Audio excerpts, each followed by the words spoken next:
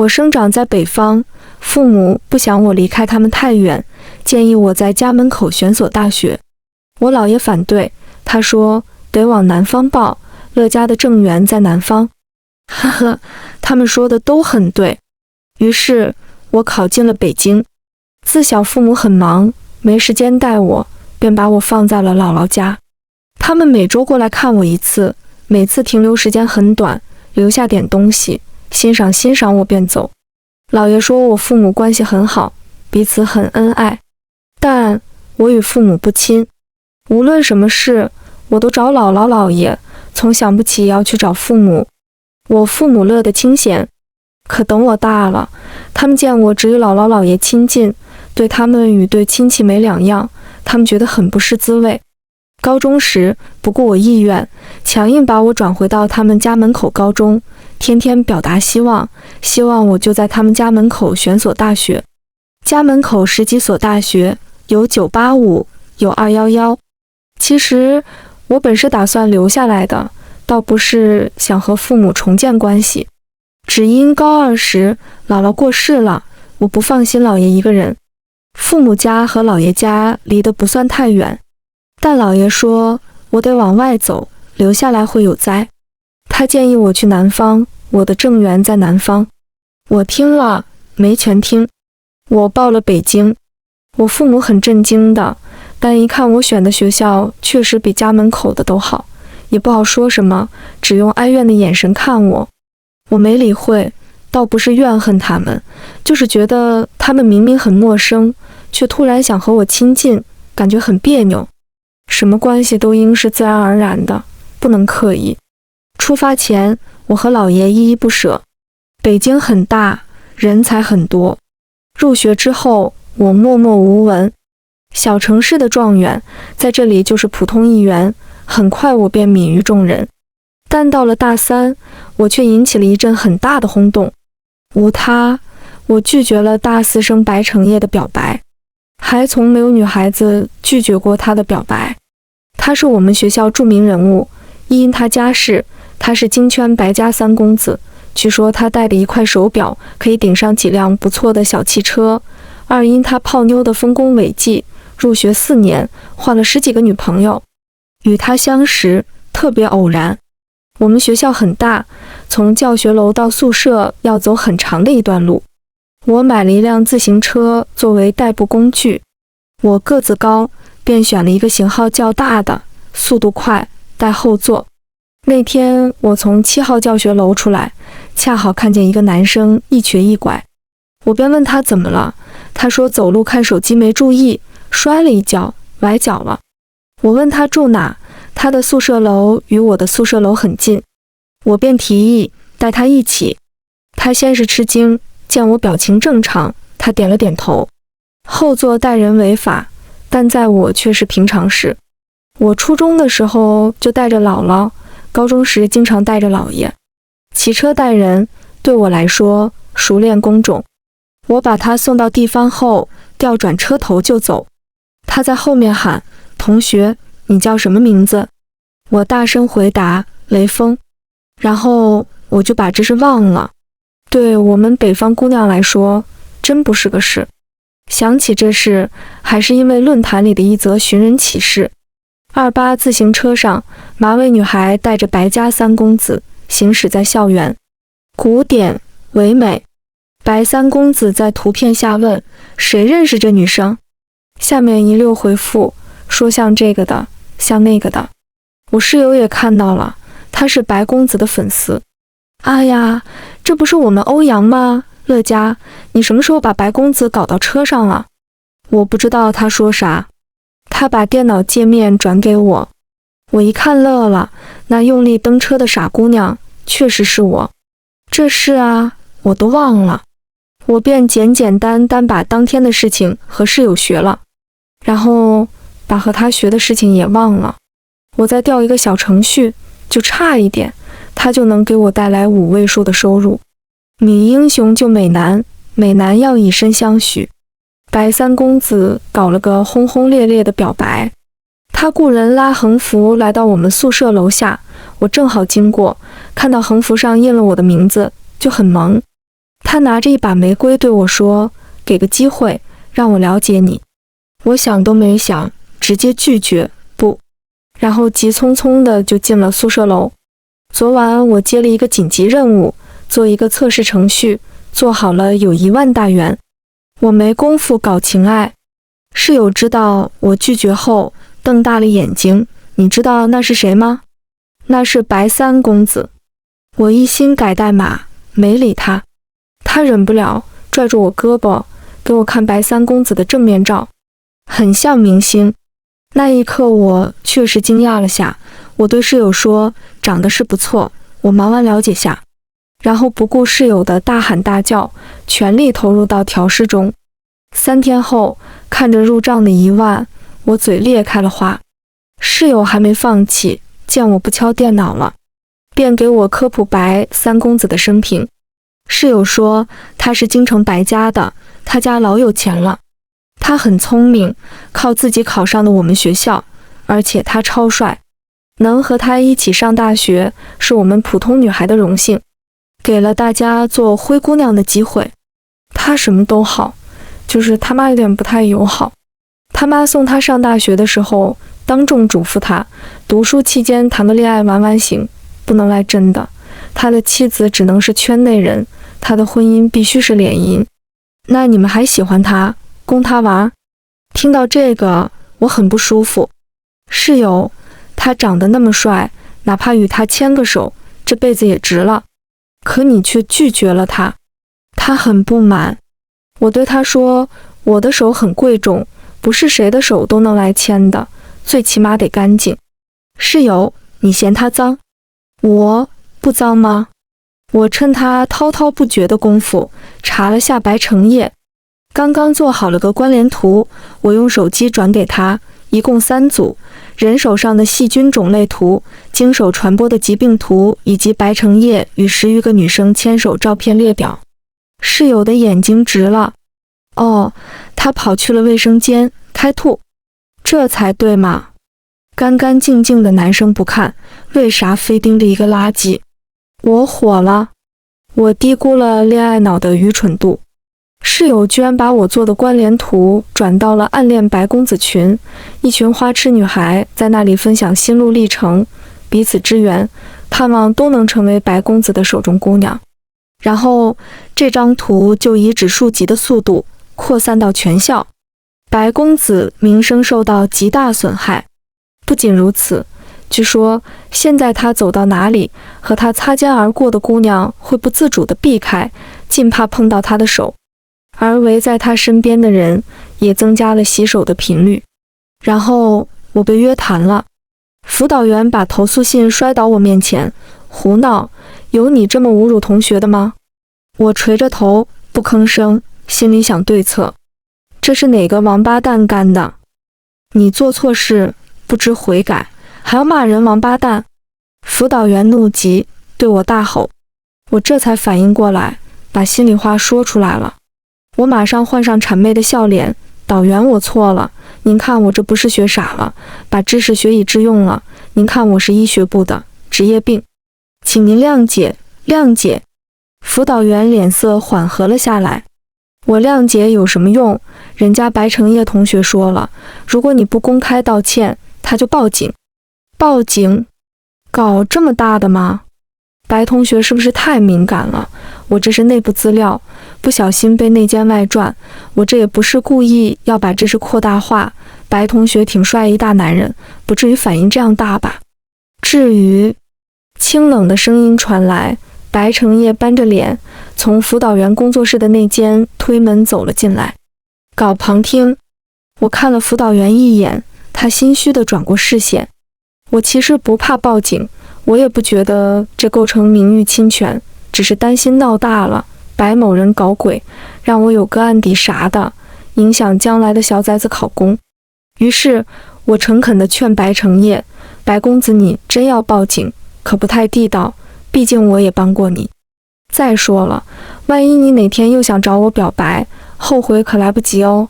噗嗤，正在低头喝茶的辅导员闻言，喷得到处都是。站在他侧面的白成业身上也沾了不少茶点。三公子露出了恶心的表情。放学后找我，咱俩的事继续。他拿出手机扫我微信，我立刻扫了，完全没了当初拒绝他的冷淡。他点了同意，冷了我一眼，然后把衣服前襟往前拎起，迫不及待地走了。我则对辅导员老师点头哈腰，在他的怒视中也走了。我回到宿舍，对着室友就是一顿输出，把他比作汪精卫、秦桧、吴三桂历史上有名的汉奸，有一个算一个，和他一个属性。他被我骂得哇哇哭，毫无还嘴之力。其实室友看不下去，让我差不多得了，不就是转个图片，不至于。我拿出在导员那的录音一放，听到我因此可能进局子。室友们的脸色都阴了下来，意识到事态的严重性。还差不多吗？哪天他把你们卖了，希望你们也能这样说。我点火，他们瞬间就着，我停止了输出，他们立马启动。侧卧之榻，岂容他人酣睡？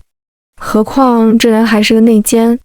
最后，恋爱脑室友被骂醒了，他对着暗恋群开骂，就战火连绵一片。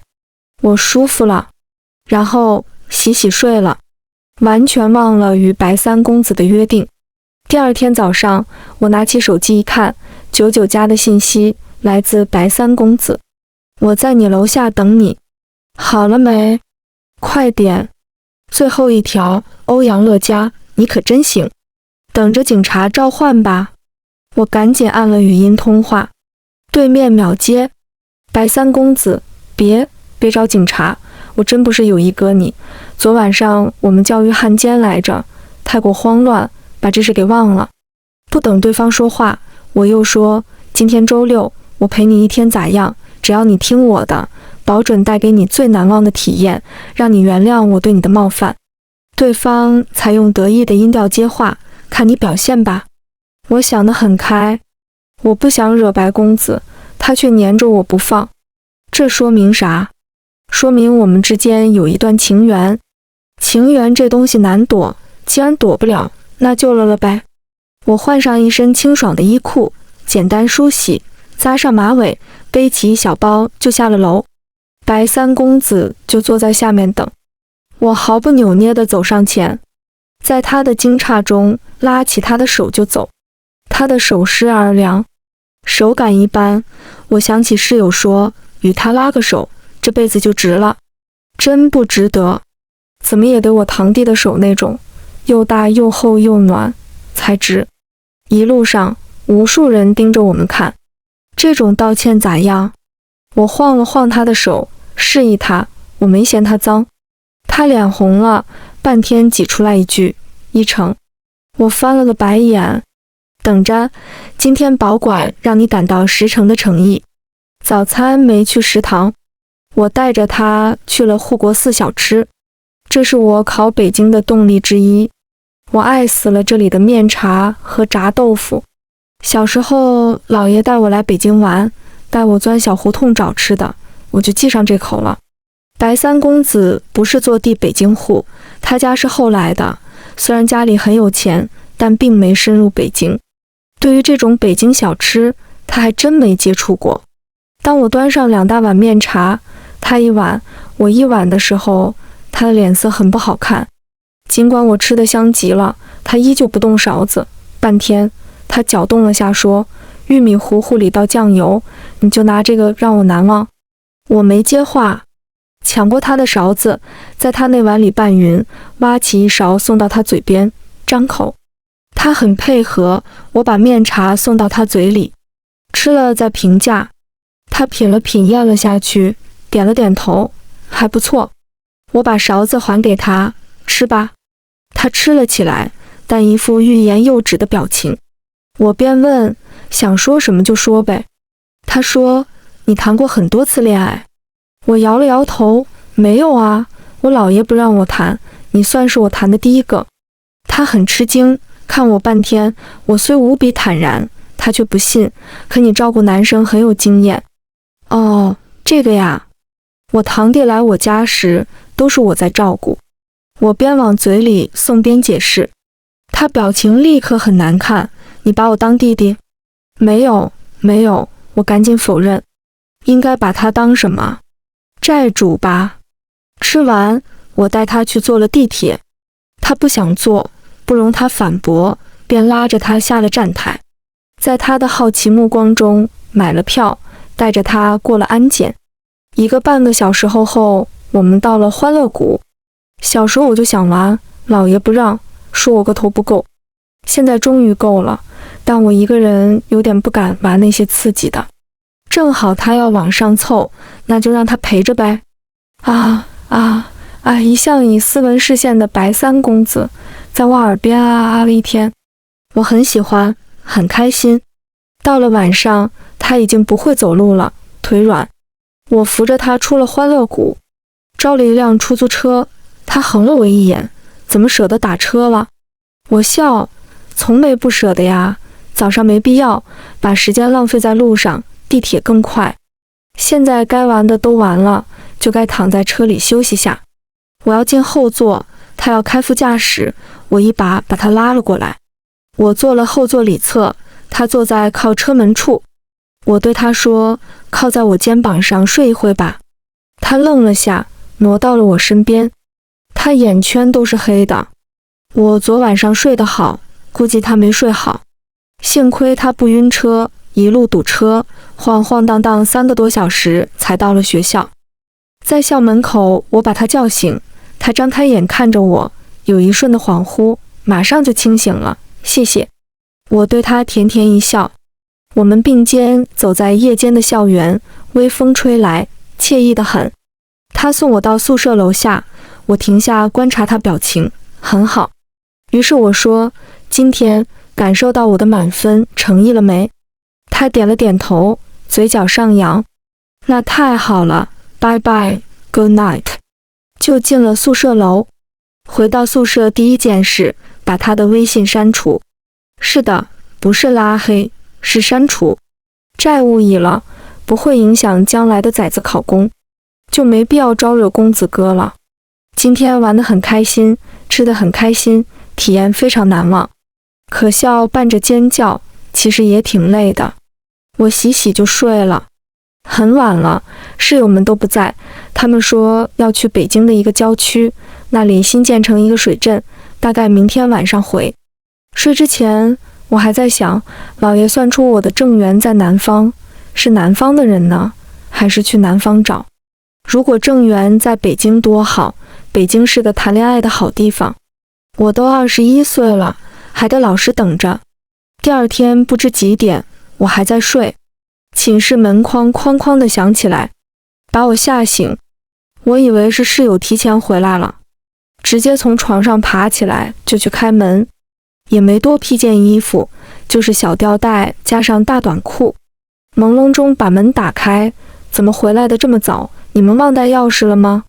对面一个大喘气，我立刻清醒。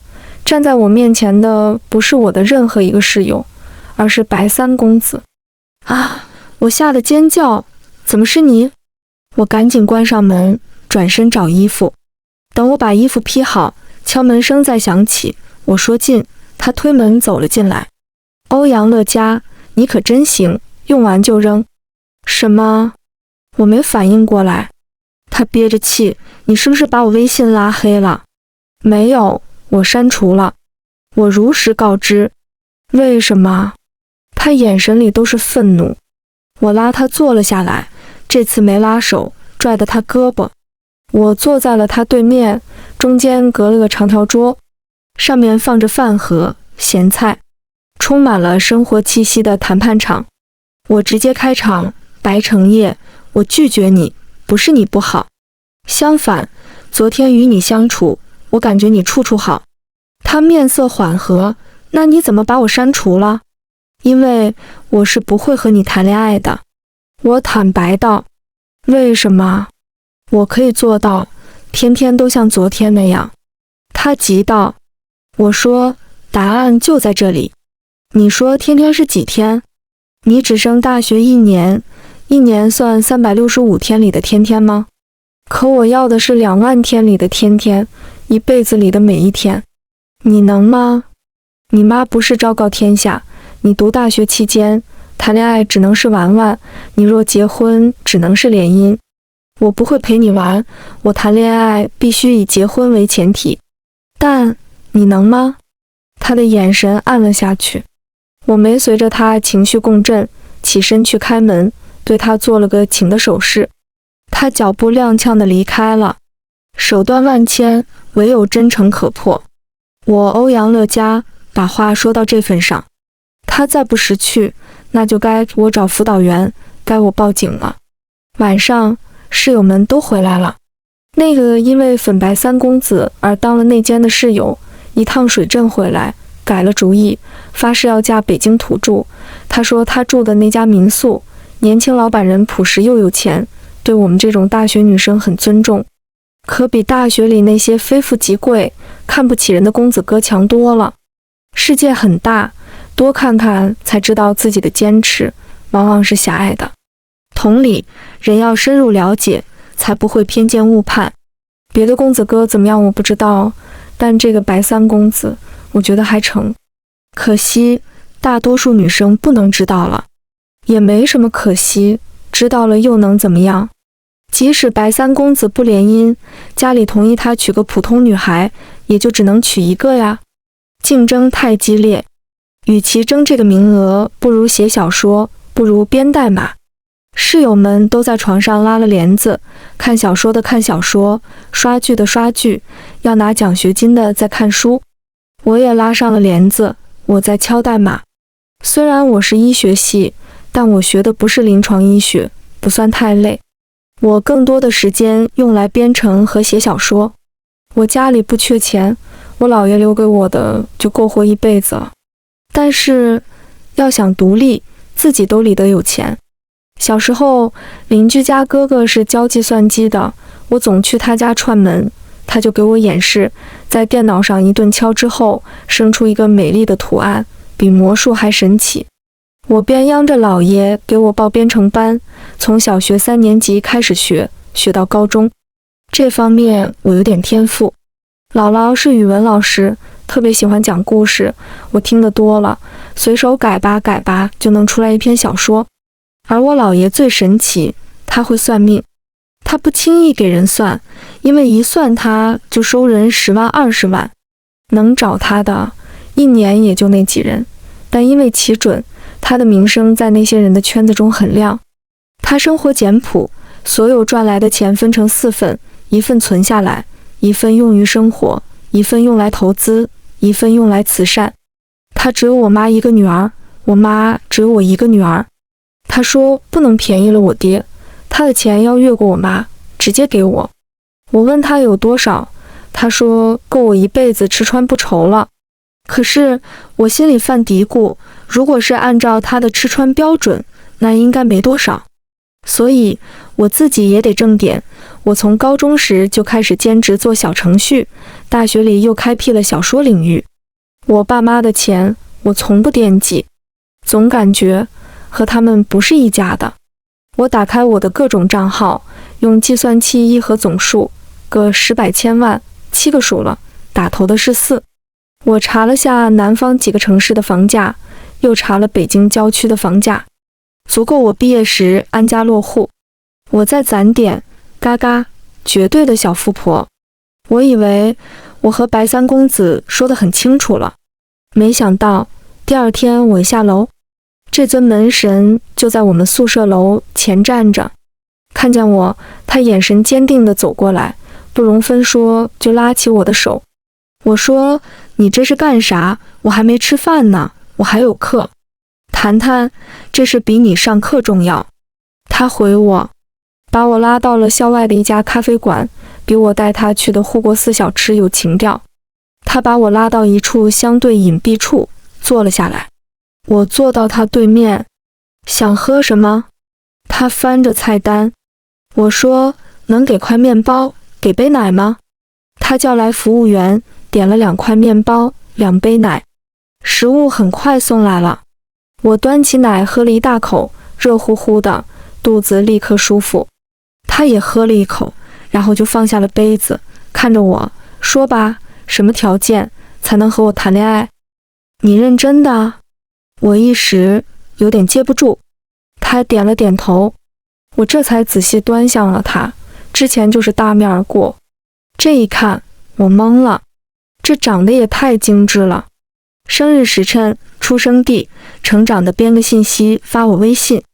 他手指很快，10几秒后，我手机收到了提示音。他笑，和8字吗？我点头，差不多吧。我把信息发给了我姥爷，姥爷，击球，看看这人与我缘分如何。我被他迷住，撑不住毕业去南方了。发完，我又给我姥爷震了3次铃，这是我俩之间的约定，1次表示急，2次表示紧急，3次表示特急。10几分钟后，我的微信提示音响了起来，我赶紧拿起来打开，正缘。怎么会呢？老爷，你不是说我的正缘在南方吗？这是北京，不是南方啊。我手忙脚乱地编写并发送。北京不是南方吗？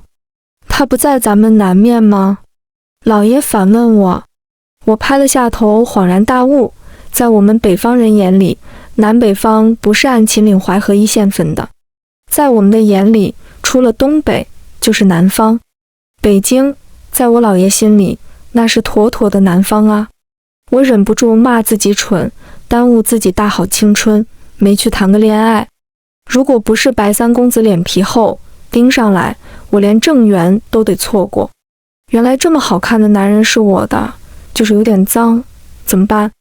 我看着他放在桌子上的手，骨节分明，白皙透亮，很漂亮。但一想起他拉过那么多女生，就犯膈应。我的目光从欣赏到恶心，让他警戒起来，把手快速收起，放到腿上。他说，我不知道人生里会有一个你，否则我不会去约那些女生。可是我嫌脏怎么办？我就是与他们拉过手，连亲吻都不曾，我不脏的。你就当我是与人握手。真的？我有点不信。你那里呢？脏过吗？我知道很多男生即使不亲吻女生，也不妨碍和女生上床。他脸红透了，急着表达出来，一次也没与女生用过，我的 JB 是最干净的 JB。他来这么一句，让我差点没了。我就够直接了，结果他比我更直接。我震惊不已，为什么？你不想那是？他想啊，很想，尤其见到你以后，想的都疼。但是你也知道，我妈允我玩玩，但感情这事不是儿戏，伤人伤己，甚至会出人命。我德性是满的，一点不缺，明知道与人不可能，还去辜负人，我做不到。我也曾想过，如果遇到一个女生，她不在意的话，我也可以尝试谈一次短暂恋爱，但接触了10多个女生，每个都是牵手之后就不想下一步了。看着她们单纯的样子，我觉得我再进一步，我就该下地狱，也该进监狱。怪不得那天约会，她动不动脸红，一副清纯模样。她是真的纯。可以与我谈恋爱吗？以结婚为前提的那种恋爱。他渴求地问。还有一个条件，满足了就可以。他表情立刻兴奋起来，说什么都可以答应。先领证，后恋爱，俗称先婚后爱。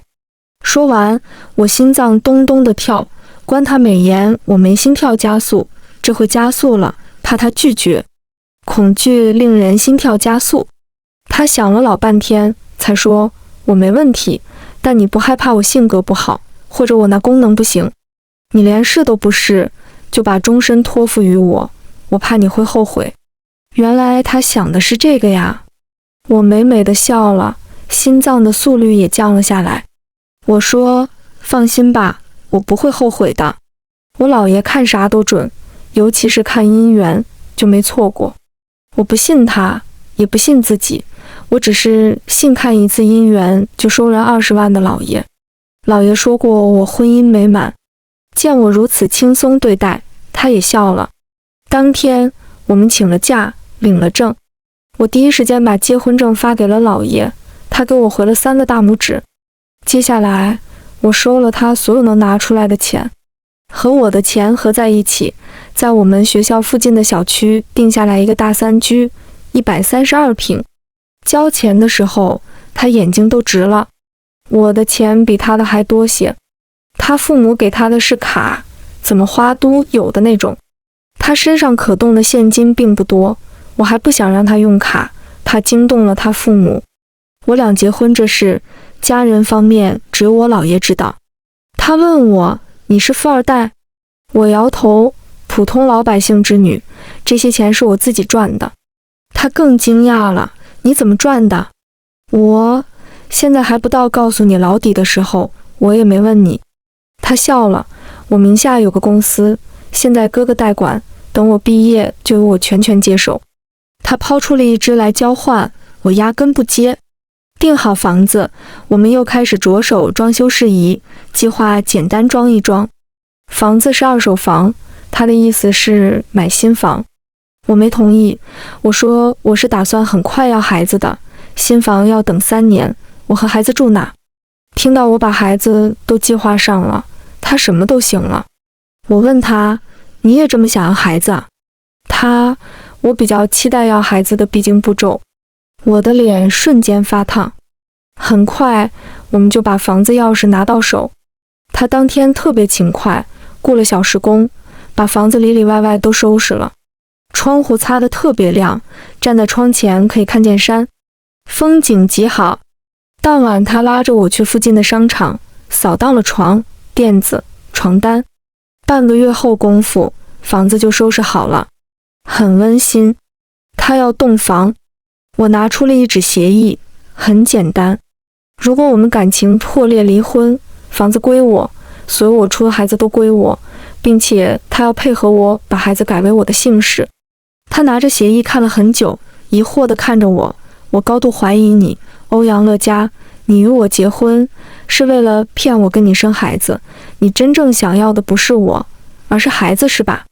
我不给他继续深挖的机会，直接坦白，不是，我是看你长得太好，才动了生子的念头，特别想看看把你的基因与我基因合起来会怎么样，一定很好看，根据排列组合，应该是各种好看。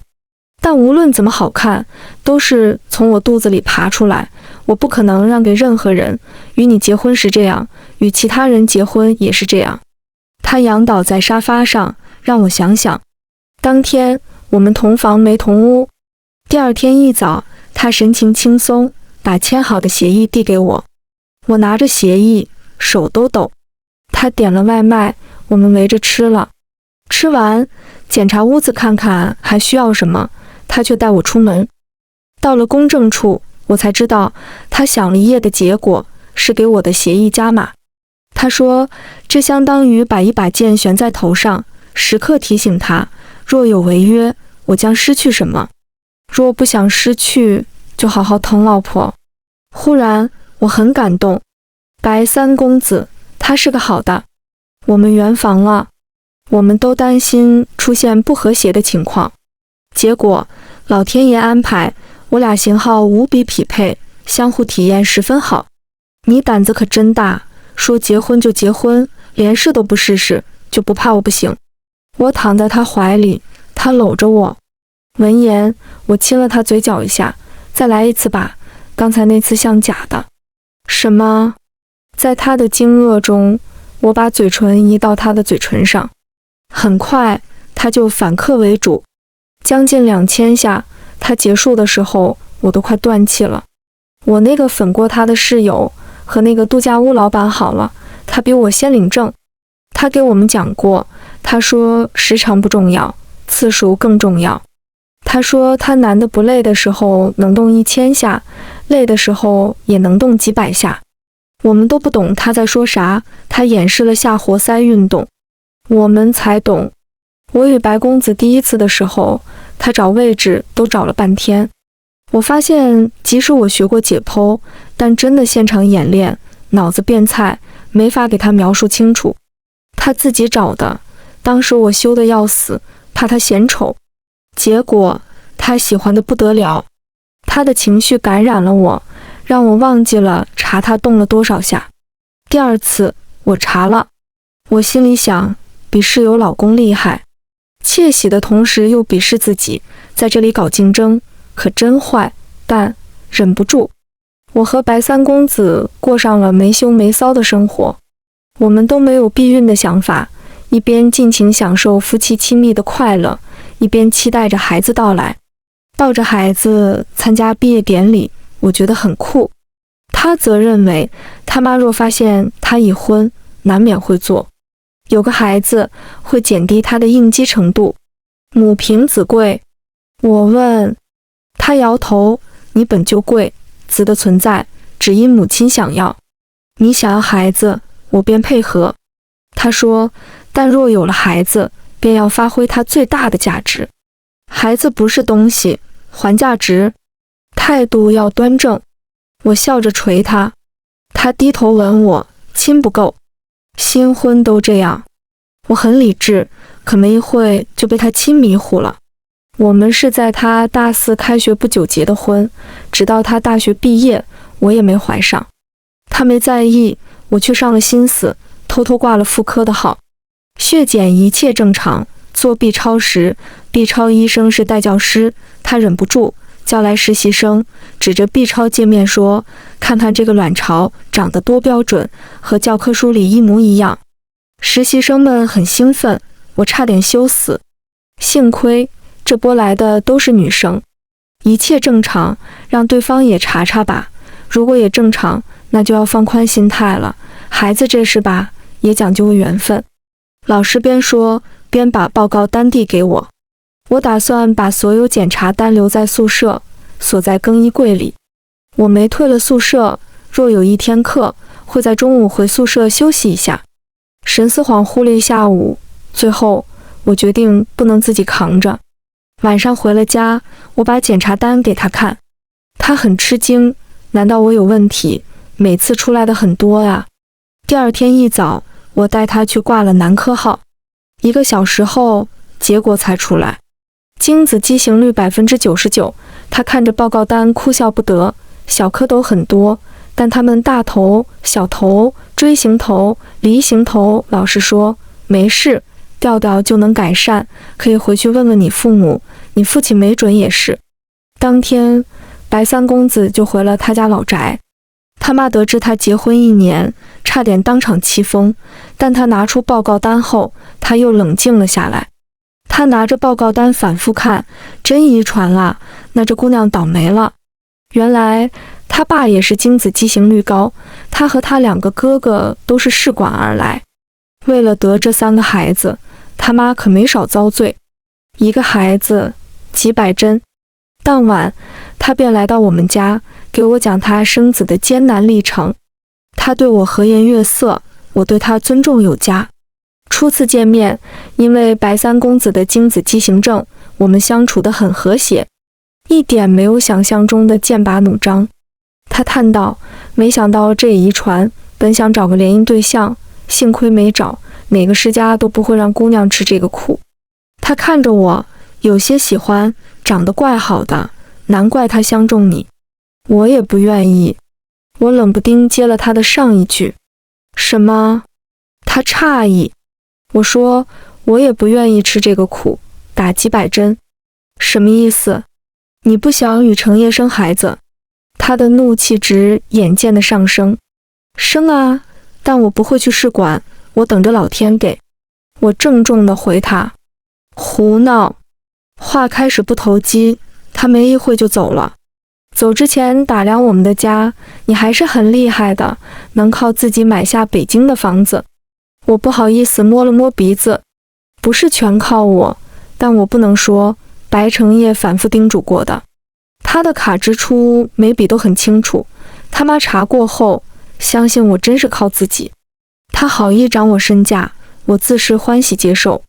我给老爷打了电话，向他说了这事。他动了功夫，半天后说，你不用吃这些苦头的，你会有孩子，只是会来的迟些。只是迟些。我心里有底了，迟没事。在那之后，我和白三公子安安心心地过上了日子，连安全套都不用买了。之前他偶尔会用，比如前一天喝酒了，他怕影响精子质量。现在没顾虑了，既然难生，那就不生。他不知道他命里有孩子，只是迟来。我没把找老爷算的事情告诉他，怕期待太高会失望。我也没总记着。我才22岁，还有1年才大学毕业，学医本科5年。而且我想把这个时限延长。现在我有老公，有房，有钱。白成业的小公司运转良好，他每个月给的家用很足。我不写代码了，只写小说，写得比较慢，因为时间不够用。一是实习比较累，二是白三公子情感需求和生理需求都很高，晚上时间都被他占据，不是聊天就是做运动。当然，我也享受其中。周末他还带着我锻炼。他说要到80岁还能睡得动我，我也必须锻炼，到了80岁还能被睡。我发现男人对这方面真的是痴迷。不过也有变化，结婚1年后，他的次数波动在1000上下。我不知道5年后、10年后、80岁后会怎么样。18岁上大学，23岁本科毕业，26岁硕士毕业，29岁博士毕业。博士毕业后，我留校了。我给外企投过简历，几家都给了 offer。正犹豫时，导师问我要不要留校，他申请了一个助理职位。他说什么工作都不如当大学老师高尚。我留了，倒不是因为老师高尚，而是2个假期太有吸引力。白三公子的事业做得很稳定，但不是很大。他父母对此也没说什么。他大哥大嫂做试管得了2个儿子，他二哥二嫂做试管得了2个儿子。家里产业大部分都分给了他2个哥哥。因为我不想做试管，他也不想做，他妈便把我们放流了，随我们怎样。我觉得我们自由自在，挺好。在我32岁的时候，同龄老大男室友结婚了，邀请我和白成业参加婚礼。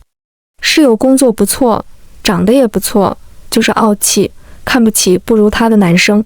后来是他妈给他找的一个凤凰男，他起初不愿意，但他妈说那个男的虽是农村的，但没有兄弟姐妹，家里要他养的也就是他爹妈。养爹妈天经地义，有钱没钱都得养。况且那2老人身体不错，养他们花不了多少钱。他想想便同意了。